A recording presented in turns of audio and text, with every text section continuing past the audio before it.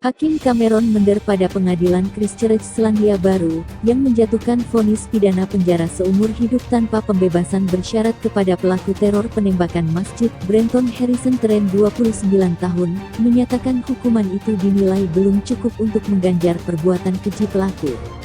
Kejahatan yang Anda lakukan sangat keji sehingga kalaupun Anda harus dipenjara hingga ajal, hal itu tidak akan sanggup mengganjar perbuatan yang Anda lakukan, kata Hakim Mender. Akan tetapi, hukuman penjara seumur hidup adalah ganjaran paling berat di negeri Kiwi karena mereka sudah menghapus penerapan hukuman mati. Dalam sidang putusan hari ini, Jaksa Penuntut Umum Mark Zarifeh mengungkapkan hasil laporan penilaian ahli kejiwaan terhadap Trent. Dia menyatakan dua ahli kejiwaan yang diminta menilai pribadi Trent menyatakan terdakwa tidak memperlihatkan penyesalan atas perbuatan yang dilakukan. Mereka juga menyatakan Trent tidak menunjukkan kemauan untuk memperbaiki perbuatan dan pemikiran kekerasan. Dalam laporan itu, Trent dinilai memiliki kepribadian narsis dan tidak mampu menilai diri sendiri dan perbuatan yang dia lakukan.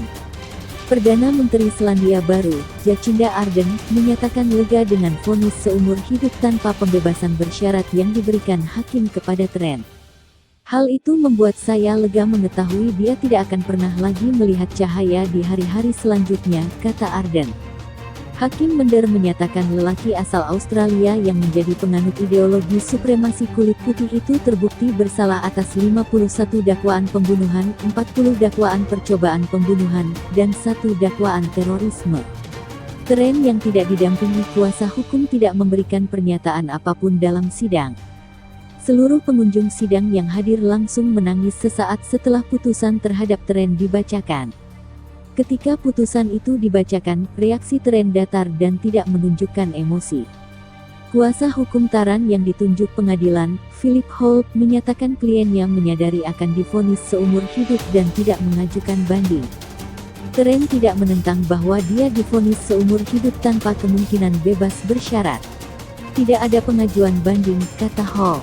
Insiden yang terjadi pada tanggal 15 Maret tahun 2019 menewaskan 51 orang dan melukai 40 orang. Seorang WNI, Lilik Abdul Hamid, meninggal dalam kejadian itu. Dia tewas ditembak saat Taran menyerang Masjid Al-Nur. Sedangkan WNI lain bernama Zulfirman Syah dan anaknya terluka dalam penembakan di Masjid Linwood, tetapi selamat.